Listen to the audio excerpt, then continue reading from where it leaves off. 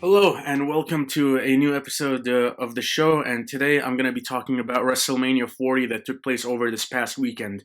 This was, personally speaking, for me, the most anticipated WrestleMania of all time, with two amazing stories going into it regarding the two main championships. Also, I was really excited to see how a WrestleMania would be like completely under Triple H's creative vision, away from the cancerous, parasitic Vince McMahon. And say, last night delivered. So I'm gonna be talking about the matches that took place on night one and night two, what I thought, and where we could be going from here. All right. Before we get started with night one, I just want to get three things out of the way.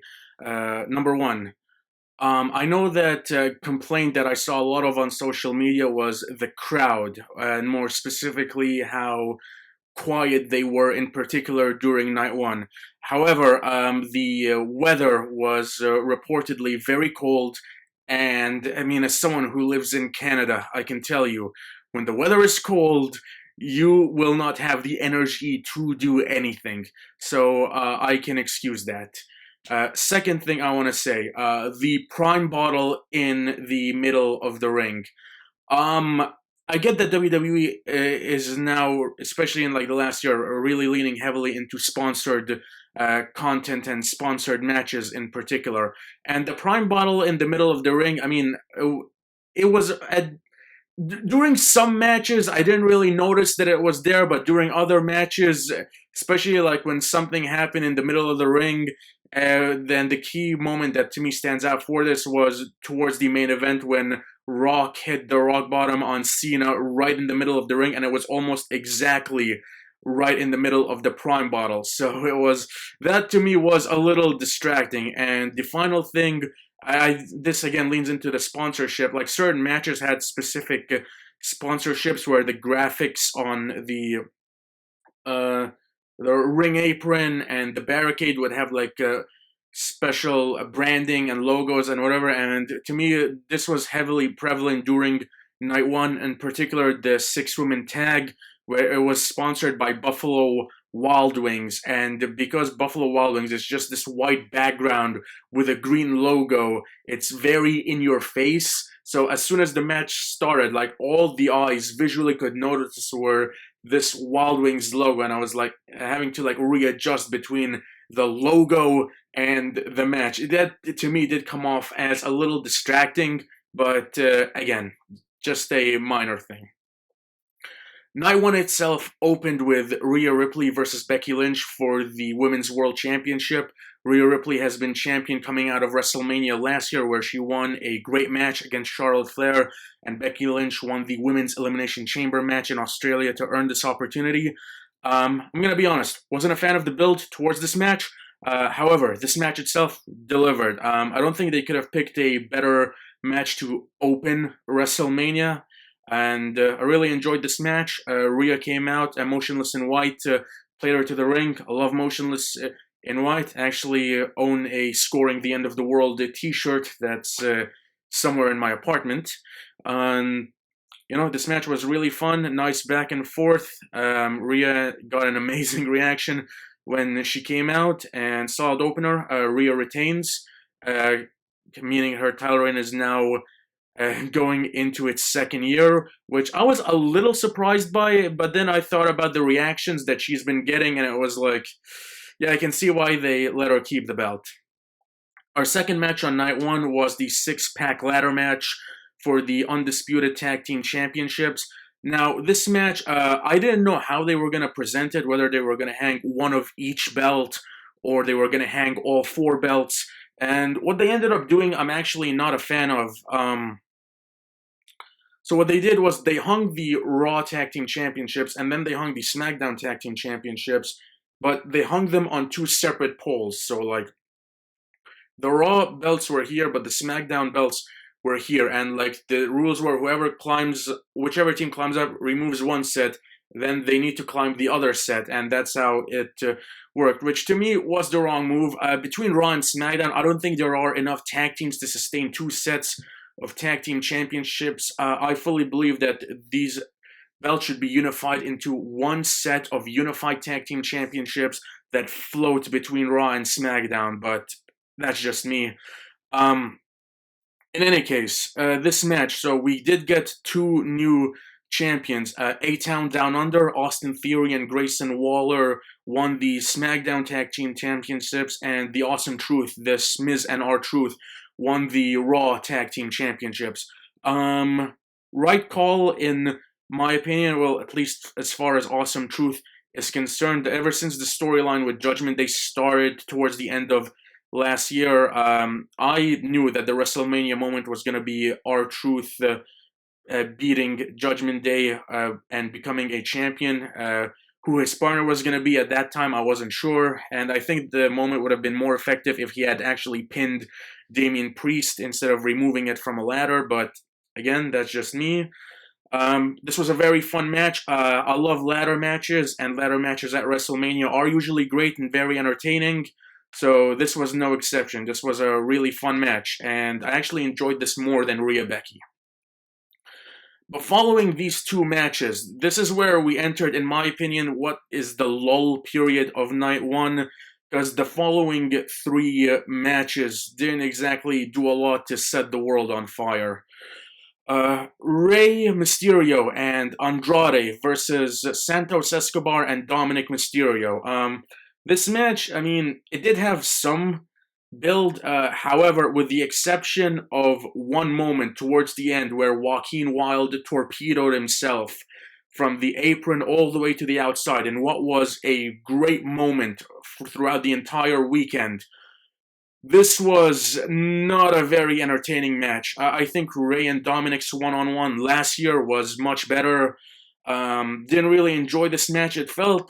Honestly, this match came off more of a SmackDown main event than an actual WrestleMania match. But I understand why they booked this match. Andrade just made his return after being in AEW, so you needed to present him in a prominent manner. Santos Rey, that storyline has actually been solid, and Dominic and Rey, I mean, that just sells itself. You don't even really need to do a lot of build there. Right outcome, in my opinion, with Rey and Andrade winning, and I do believe next year, WrestleMania 41, we're getting Rey Dominic one-on-one in mask versus hair. That's where I think they were going with this, but again, this was an okay match, but not. This definitely felt like the beginning of a come down period, especially from like those two solid openers.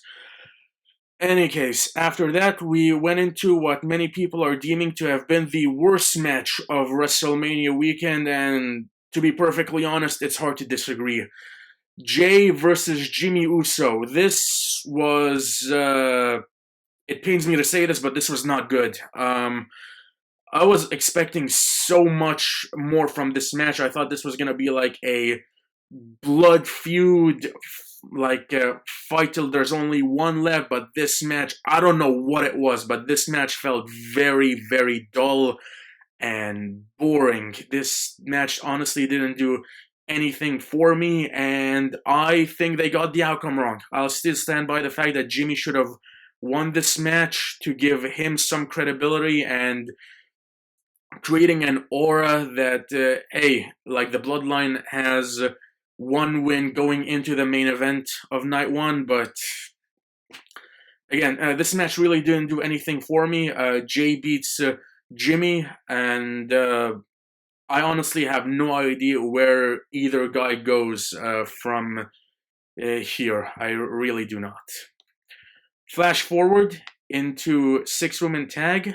Jade Cargill, Bianca Belair, and Naomi versus Damage Control, represented by Dakota Kai, and the women's tag team champions, Asuka and Kairi Sane. This match played out exactly how I knew it was going to. Naomi and Bianca getting beat down for the majority, and then Jade Cargill coming in with the hot tag and getting the winning pinfall, and lo and behold, that's how this match played out. Once again, this felt very much like a SmackDown or a TV match, or at least like a, for lack of a better phrase, like B pay-per-view, like a Backlash or Extreme Rules or Money in the Bank. This didn't really feel like a WrestleMania match. I think they should have booked Bianca and Naomi versus Asuka and Kairi for the tag team championships instead of the six-woman tag. But again, that's just me. Um, so the match itself was fine. It wasn't bad. It was exactly what it needed to be. But again, coming off of you know, moving on. Just moving on. I'm rambling here. Business picked up with the Intercontinental Championship match, Gunther versus Sami Zayn.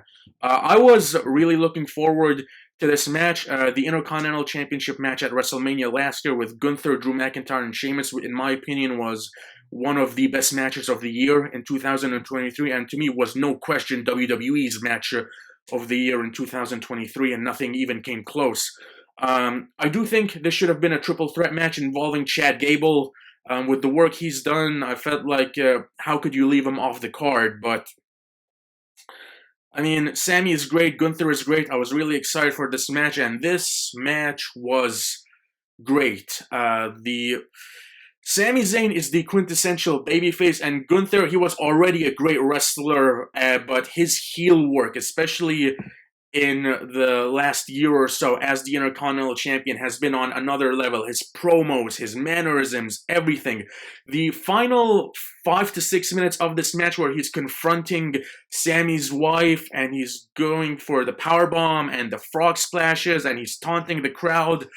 All of that was brilliant. This match was excellent from start to finish. Gunther, he was champion for, I believe it was 666 days that they touted, and for as long as I've been watching wrestling, to me, no question, this is the greatest Intercontinental Championship reign that I've personally witnessed. And when I made my what should happen video a few days ago, I was very 50-50 on this match. I did like either guy could have won and I would have been happy, but the way this match ended was definitely, and the way it played out, I thought to myself that was the right outcome. We have a new Intercontinental Champion. Sami Zayn beat Gunther after multiple haluva kicks. It was a great moment. Sami Zayn got his moment with Kevin Owens in a tag team capacity last year, and I'm glad that he got his moment as a single this year, winning the Intercontinental Championship for a fourth time. This was a great match, and I'm looking forward to see where both guys go from here.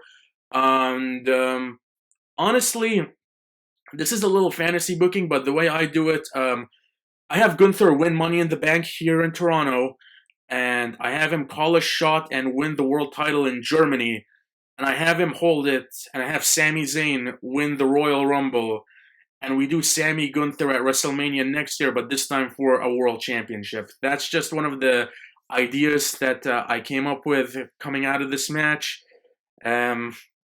My opinion might change on where they should go, but I enjoyed this match. Definitely the best match of night one, and a great moment for Sami, and another great match from Gunther, who will be remembered as potentially the greatest Intercontinental Champion of all time when all is said and done. And finally, our main event of night one, the Bloodline, represented by The Rock and Roman Reigns versus Seth Rollins and Cody Rhodes. The first thing I want to get out of the way is that this match definitely went a little too long. If the match itself went to about 44-45 minutes, and they made a mention on night two that this was the second longest main event in WrestleMania history, and if you include entrances and the opening promo package, this definitely exceeded the 1 hour mark. I definitely think the match itself, like maybe 10 minutes could have been shaved off of it, but that being said, this was very entertaining. The Rock, ever since the heel turn, this has been the best presentation of The Rock that I've personally ever seen, and the character work that he's doing, in my opinion, this trumps all of his movie roles. Like, I'm seeing this Rock and I'm thinking to myself, where was this in Black Adam 2 years ago? I mean, seriously, where was this? The Rock's been on fire lately. Been loving the heel work he's doing, and for 51, he looks incredible, like in great shape. This match definitely was a little lenient with the rules, and I love the fact that they have The Rock playing up his corporate power and the custom championship that he came out with. Um, Very enjoyable match and right outcome. The Bloodline wins, and again, like I mentioned, I would have had Rock pin Cody, and that's exactly what happened here. Roman took Rollins out on the outside, and The Rock beat Cody 1, 2, 3 in the middle of the ring. Right outcome, which set up Bloodline rules for night 2, and the closing shot of Roman and Rock raising championships with Paul Heyman by their side. And Cody just jaded with this look on his face in the middle of the ring, recreating the closing shot of WrestleMania last year. Perfect. This night one's main event, perfect booking. With the exception of the length, everything happened exactly the way it needed to, and it was really good. And yeah, that concludes night 1. Night 2 of WrestleMania 40 kicked off with Stephanie McMahon proclaiming that this was the Paul Levesque era. Love that. Opening match. This was for the world title. Drew McIntyre and Seth Rollins. As I mentioned, McIntyre has been doing some of the best work of his entire career, and I think he's been on fire in the last couple of months, like on social media and his promo work. Rollins played his role perfectly leading into this match. CM Punk on commentary, nice touch, which played into the ending of this.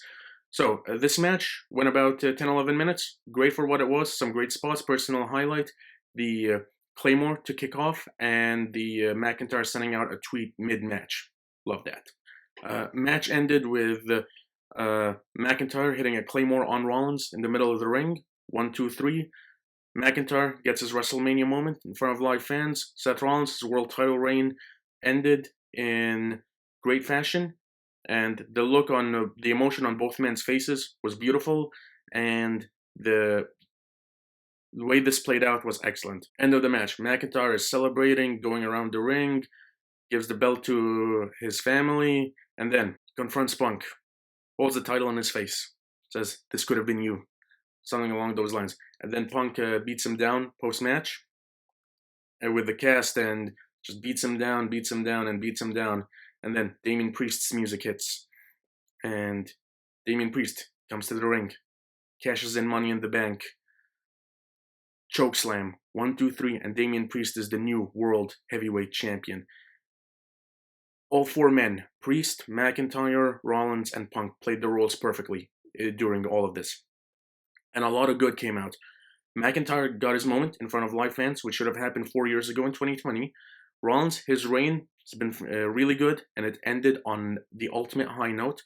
Punk got a WrestleMania moment, may not have been what was originally planned, but he got his moment. And Damien Priest has a successful cash-in, reinvigorating the Money in the Bank concept, and gives us a world title reign that I'm personally very excited for. And the rise of Damien Priest from his Ring of Honor to NXT to now, it's been a beautiful thing to see. Moving on. 6-man street fight with the Bobby Lashley and the Street Profits versus Karrion Kross and AOP. This was real entertaining for what it was. Bubba Ray Dudley was the special guest referee, paying tribute to ECW. This match played out really well. Some really fun moments, some real hardcore spots, and yeah, this was really fun to watch. And at the end, Bobby Lashley and the Street Profits win, and I hope they're positioned as a faction on the same level as the Bloodline or Judgment Day moving forward. There is a lot of potential with this group. LA Knight versus AJ Styles. This was way better than I thought it was going to be. Really delivered. LA Knight got a great reaction when he came out. AJ Styles, new music, new character, new entrance. Love everything that he's been doing in the last couple of months. Definitely the most interesting that AJ has been, like, in the last few years.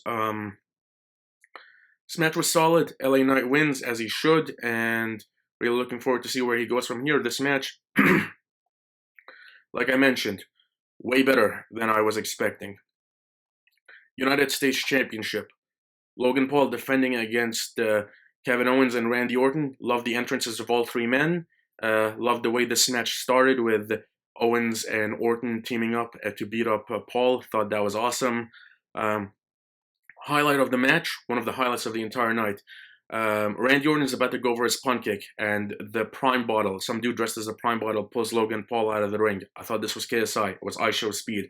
Orton goes out, hit speed with a "This is Sparta" kick out of the movie 300, then a devastating RKO on the announce table. That moment got me to laugh, smile, and clap. One of the highlights of all WrestleMania weekend.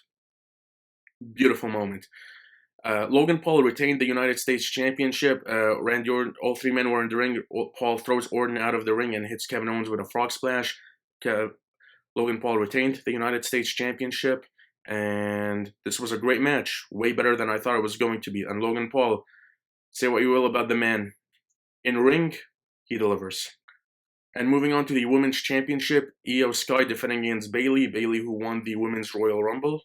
To earn this opportunity. I do wish there was more focus on Bayley Io instead of Bayley Damage Control, but this match was really good. Really enjoyed it, and Bayley won this match, a new Women's World Champion, and this was solid for what it was. And I'm looking forward to see where it goes from here. And now, what everyone's been talking about.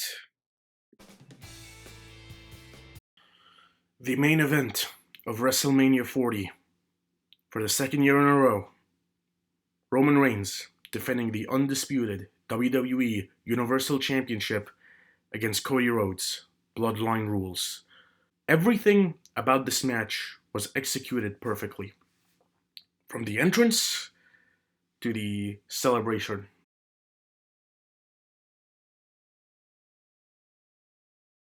Cody Rhodes came out first, and his entrance, like a ruined kingdom on fire, banners with his logo soaked in blood, him coming out wearing a skull mask, along with Brandy Rhodes by his side. Everything about that was perfect. Roman Reigns comes out with an orchestra. Paul Heyman holding the championship. Epic music blaring. This match felt very video game-esque. Cody Rhodes as the hero character who you play going through the story, confronting the final boss, who in this case is Roman Reigns, who's been built up. He's got the music and the ambiance and the aura. The entrances of both men were phenomenal. And then we get the match. This match, the first, I'd say, half to 2/3 was purely Cody Roman. Going back and forth, just brawling in the ring, out of the ring, use of weapons, and just really good back and forth. The first turning point was when Reigns hit a crossroads on Cody and he got a 2 count. Reigns looked at Paul Heyman and he says, "That move don't finish nobody off." And that got me to laugh. It's honestly amazing how far Roman's promo work and character work have come in recent years, ever since turning heel and becoming tribal chief. Then, Rhodes is mounting his comeback, and one of the running stories in this match was Cody Rhodes attempting to hit this sequence of 3 crossroads, and this is where the interferences kicked in. So, he has Reigns in the crossroads, and he hits one, and then he's about to hit a second, and then Jimmy Uso comes out with a super kick, and he beats down Cody. Then Jay comes out to even the odds, and he spears Jay off the ramp to the outside through 2 tables. Jimmy is taken care of.